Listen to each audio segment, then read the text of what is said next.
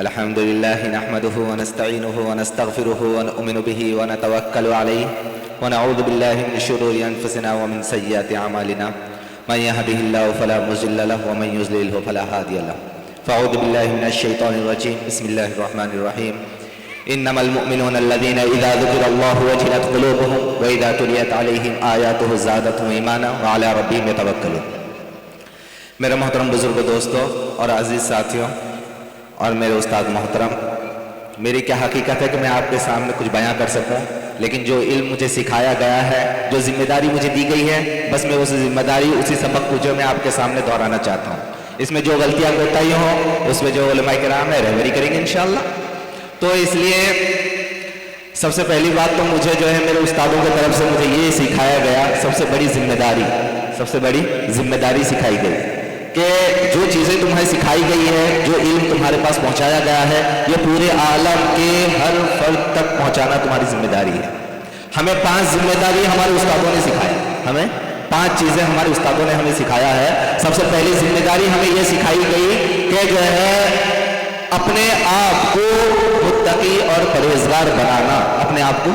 متقی اور پرہیزگار بنانا، اور اپنے آپ کو اللہ سے ڈرنے والا بنانا، تقوی والا بنانا، یہ ہمارے استادوں نے ہمیں سب سے پہلے سکھایا۔ پھر اس کے بعد جو ذمہ داری ہمیں بتائی گئی وہ ذمہ داری یہ ہے کہ اپنے گھر والوں کو کس طرح سے تم پردہ والا بناؤ، اپنے گھر والوں کو اللہ کے حکم سے ڈراؤ اور اللہ تعالیٰ کے راستے میں اللہ تعالیٰ کے حکموں پر انہیں کھڑا کرو اور جہنم کے آگ سے انہیں بچاؤ۔ یہ ذمہ داری، دوسری ذمہ داری ہمیں ہمارے استادوں نے سکھایا، کیونکہ یہ اللہ تعالیٰ کا بھی حکم ہے، یہ اللہ تعالیٰ کا بھی حکم ہے۔ کیوں بتایا گیا؟ کیونکہ ایمان والے تو وہی ہیں جن کے دل کے سامنے اللہ کا نام لیا جائے، ان کا دل ڈر جائے، اور آیتوں کی جب ان کے سامنے آیتیں پڑھ پڑھ کے سنائی جائے تو یہ آیتیں ان کے ایمان کو قویتر کر دے، مضبوط کر دے، اور ان کو جو ہے وہ اپنے نبی پر توکل کرتے ہیں۔ بھروسہ ایسا اللہ تعالیٰ پر ہو، ایسا توکل اور ایسا بھروسہ ہو کہ جیسے پرندے ہوتے ہیں تو کہتے ہیں کہ پرندہ اپنے گھونسلے سے نکلتا ہے اور بھرے پیٹ واپس ہوتا ہے، اس کو جیسے اللہ تعالیٰ پر بھروسہ ہوتا ہے۔ یہ بھروسہ ہمیں دلائے، کیا دلائے؟ یہ بھروسہ دلائے کہ تم اگر یہاں سے نکلو گے، تم اگر یہاں پر مدرسے میں ہو، استاد محترم آپ کی خدمت کرتے ہیں ماشاءاللہ، اللہ تعالیٰ ان کے عمر میں، حیات میں، صحت میں، علم میں، عمل میں، سب میں برکت عطا فرمائے۔ کہ جس وقت میں اس مدرسہ میں داخلہ لیا تھا، میرے ساتھ میرے ابھی جو پہلے یہ میرے بھائی ہوں گے انہوں نے بھی داخلہ لیا تھا، تو میں اس وقت میری عمر 8 سال کی تھی۔ مجھے جو ہے نہ صحیح طریقے سے پیشاب پاخانہ کرنا آتا تھا، نہ صحیح طریقے سے مجھے کپڑا دھونا آتا تھا، حالانکہ یہ ساری چیزیں میرے استاد محترم اپنے گھروں میں لے کے کپڑا دھوتے تھے۔ مجھے یاد ہے الحمدللہ ہمیں 5 ذمہ داری میں سے 2 ذمہ داری میں نے سمجھائی آپ کو۔ تیسری ذمہ داری جو انہوں نے ہمیں بتائی تھی وہ تیسری ذمہ داری یہ ہے کہ اپنے پڑوسیوں کا حق ادا کرو، اپنے پڑوسیوں کا حق ادا کرو۔ اپنے پڑوسیوں کی جو ذمہ داری ہے انہیں بتاؤ، انہیں اللہ تعالیٰ کے حکم پر کھڑا کرو، تمہیں جو علم دیا گیا ہے وہ علم ان تک پہنچاؤ،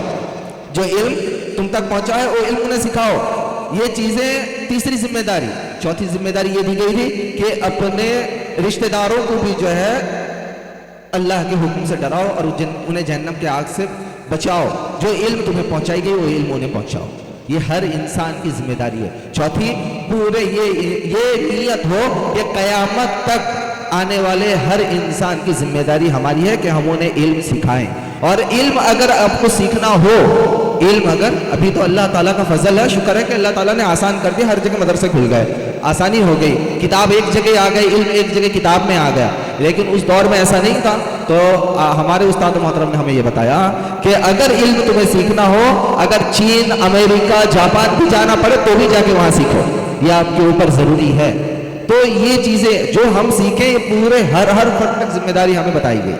تو یہ ذمہ داری جو ہے ہمیں پہنچانا ہمارے لیے ضروری ہے، اس پر جو ہے عمل کرنا ہمارے لیے ضروری ہے۔ دوسری بات بتائے، ہر چیزوں کی سنت ہمیں سکھایا گیا،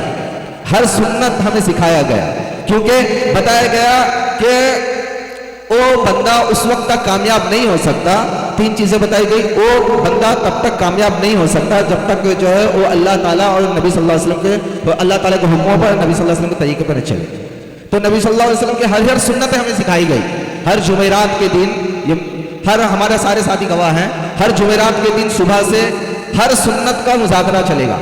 پہلا کلمہ سے لے کے 8واں کلمے تک، اور پھر مسجد میں داخل ہونے کی سنت، مسجد سے نکلنے کی سنت، گھر میں داخل ہونے کی سنت، گھر سے نکلنے کی سنت، اور پھر جو ہے بازار جانے کی، بازار سے آنے کی، سلام کرنے کی، بڑوں سے کیسے ملو گے، چھوٹوں پر کیا، علماء کی کیا قدر کرنی ہے، ساری ہر چیزوں کی، سونے کی سنت، کھانے کی سنت، کس طرح بیٹھنا ہے، کس طرح کھانا ہے، یہ ساری چیزیں، ہر چیزیں ہمیں سکھائی گئی. جو سکھائی گئی ہے وہ تہذیب ہمیں جو بتایا گا کہ اس طرح سے بڑھ کے الحمدللہ آج تک ہمارے، یہ تو عمومی مجمع ہے جس پہ جو ہے ہمارے ساتھی نظر آتے ہیں کہ چیئر میں بیٹھے ہوئے، لیکن ایسا ان کے اندر ادب و احترام ہمارے استاد محترم نے انہیں بتایا تھا کہ اگر استاد محترم بیٹھے ہوں تو مجال نہیں ہے کہ کوئی ایک بھی ان کے سامنے چیئر میں بیٹھا رہے. یہ بڑوں کی ادب انہیں سکھائی گئی، بزرگوں کی ادب احترام سکھایا گیا. یہ اس وجہ سے سکھایا گیا کہ آنے والا تمہیں دیکھ کے سیکھے گا. تم اگر اگلے صف میں رہو گے تو پچھلا آنے والا تمہیں دیکھ کے سیکھے گا. ہم آئیڈیل بنتے ہیں، ہم جو مدرسے میں پڑھنے والے ہیں، ہم جو عالم علماء ہیں، یہ ہم دوسرے کے لیے آئیڈیل بنتے ہیں. آج ماحول جو ہے اس طرح یہود و نصارہ کا ماحول ایسا بن گیا ہے جس کی وجہ سے جو ہے ہمارے گھروں کی عورتوں کو جو ہے باہر نکال دیا گیا اور ہم اسکولوں کو جو ہے تعلیم سمجھا گیا، دینی تعلیم کو تعلیم نہیں سمجھا گیا. تو یہی وجہ ہے کہ ہم خود سمجھیں کہ ہمارے اوپر ہمارے علماء کا کیا حق ہے، ہمارے اوپر ہمارے مدرسے کا کیا حق ہے. تو اس کو سمجھنے کی کوشش کریں، جا کے ان سے پوچھیں کہ ہمارا حق کیا ہے، ہمارے اوپر آپ کا کیا حق ہے، آپ کے اوپر ہمارا کیا حق ہے، بچوں کا اوپر ماں باپ کا حق کیا ہے، ماں باپ کے اوپر بچوں کا حق کیا ہے. یہ ساری چیزیں جب آپ پوچھ کر سیکھیں گے تو پھر ہمارے لیے بھی آسان ہوگا، آپ کے لیے بھی آسان ہوگا، دین زندہ ہوگا، پھر علم کا جو ہے عمل بہت اونچا جائے گا. مولانا قاسم نانوتوی رحمۃ اللہ علیہ، یہ اللہ تعالیٰ نے ان کے قبر کو نور سے منور فرمائے، ایسا مدرسہ قیام کیا کہ وہاں سے ہر کوئی عالم ہی عالم نکلتے ہیں. تو آج جو ہم سب کے سب دینی نظر آتے ہیں، دینی تعلیم والے، یہ انہی علماء کا قدر ہے. تو اس لیے دعا کریں کہ اللہ تعالیٰ ہم سب کو جو ہے، ہمارے اولادوں کو ہم سب کو جو ہے دیندار بنائے، عالم دین بنائے، مفتی بنائے، اور دین کو جو ہے دنیا میں پھیلانے والا بنائے. ٹھیک ہے انشاءاللہ. اللہ تعالیٰ ہم سب کو سمجھ زیادہ عمل کرنے کی توفیق عطا فرمائے.